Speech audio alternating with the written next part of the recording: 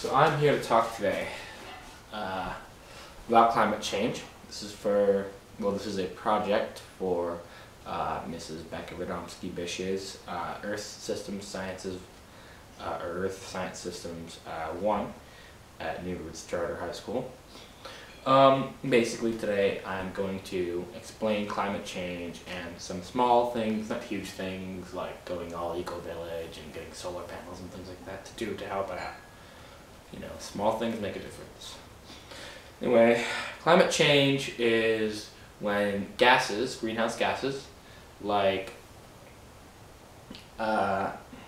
methane, carbon dioxide, and nitrous oxide are released into the atmosphere, and they build up the ozone layer, which lets UV rays in and UV radiation in, which warms up our planet, but it does not let them out.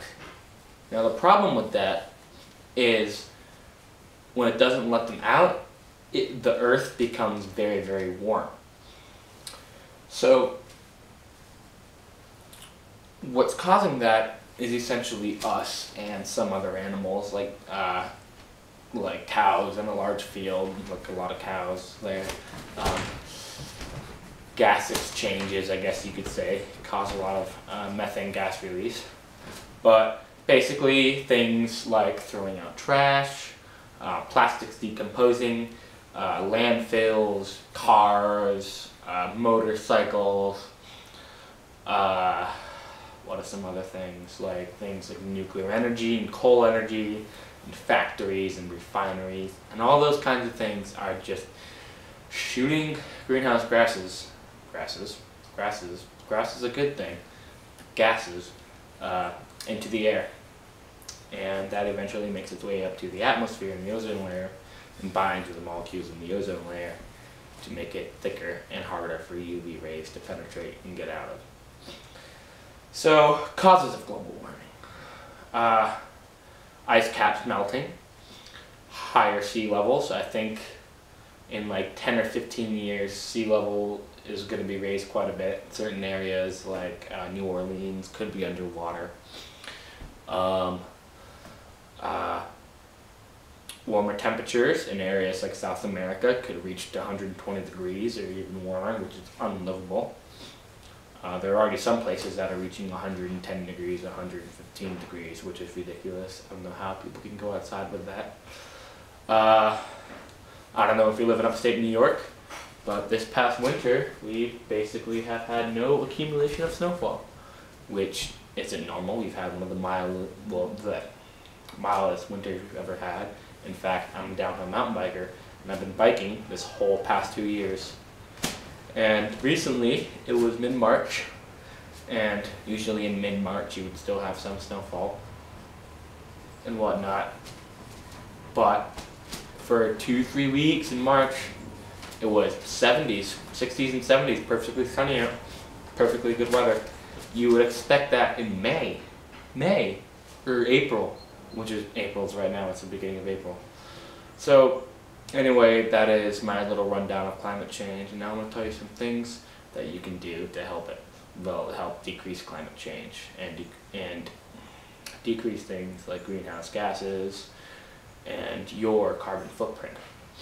And these aren't big things, like, as I said, going all like eco-village and, putting solar panels on your roof and buying a ultra sustainable house and with like sustainable flooring and, driving like an all electric car like a Nissan Leaf or a Chevy Volt. Some tiny things you can do are ride your bike. Ride your bike where you want to go. Ride your bike to your friend's house and not take a car. If you can't do that, take public transportation. Take the bus down to class, and go to college, or down to your high school or whatnot. I ride the TCAT personally, that stands for Tompkins County Consolidated Area Transit. Or, some other small things you could do is carpool if you live in a big area like Los Angeles or whatnot, where, or even New York City, where not all buses or public transportation go to where you want to go. You can, ask some of your friends as much as your car can fit, whether it's a Toyota Corolla or a Chevy Suburban, you can ask, do you want me to pick you up? And we can carpool on certain days and switch over. Anyway, so things you can do aside from transportation. Convert a lot or all of the bulbs in your house to high efficiency fluorescent bulbs. High efficiency fluorescent bulbs are those very bright bulbs. I think they come in like 100 lumen, 200 lumen bulbs, even 90 lumens, that are like curled up like a, like a little like shock or like spring. Get high efficiency appliances, and I'm not talking about just throwing out your old ones, because that's also is creating more waste. I'm talking about when your old ones go to Best Buy or Lowe's or something and get a nice high efficiency refrigerator or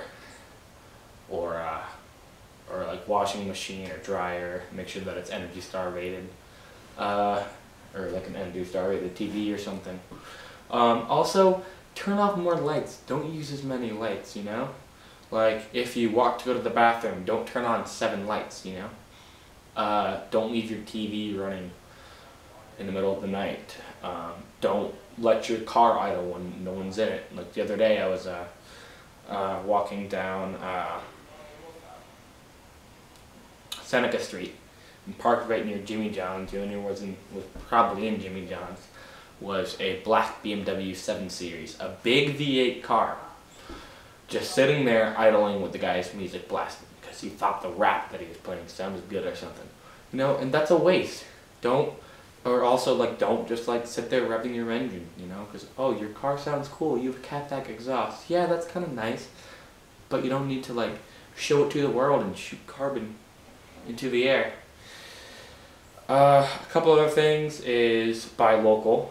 I think your food is like 120 something miles before it gets to your plate if you don't buy local. Grow your own food if you have land like I do. I have a lot of land.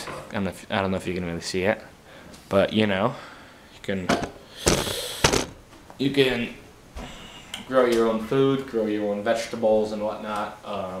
Don't buy GMO corn. Just little things. Get Energy Star rated windows so you don't have to heat your house as much. Make sure that you have good insulation.